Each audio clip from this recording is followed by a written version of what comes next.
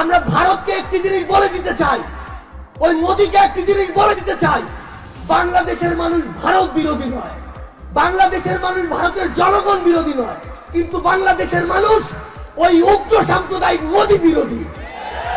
বাংলাদেশের মানুষ ওই গুজরাটের উগ্র সাম্প্রদায়িক মোদীর বিরোধী, যে উগ্র সাম্প্রদায়িক মোদী মুসলমানদের রক্তের উপরে এসে এই ভারতের ক্ষমতায় এসেছে।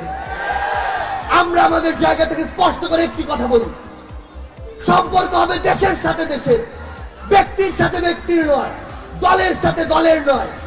বাংলাদেশ রাষ্ট্রের সার্বভৌমত্বের বিষয়ে যদি পৃথিবীর কোন দেশ, কোন দল, কোন মানুষ বিন্দু মাত্র প্রশ্ন করার সাহস করে, আমরা তাদেরকে আমাদের জীবনের বিনিময়ে হলেও প্রতিহত করব।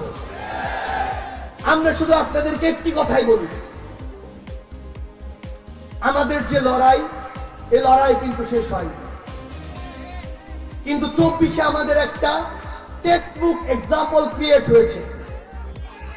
সেটি হচ্ছে, আমরা যদি রাজনৈতিকভাবে বিভাজিত থাকি, আমরা ঐক্যবদ্ধভাবে এমন শক্তিদের বিরুদ্ধে লড়াই করতে পারবো না, কিন্তু যখন আমার দেশের স্বার্থ আসবে, সার্বভৌমত্বের স্বার্থ আসবে, সারা দেশের জনগণের স্বার্থ আসবে, তখন যেন আমরা রাজনৈতিক বিভাজন এক পাশে রেখে ঐক্যবদ্ধ থাকি।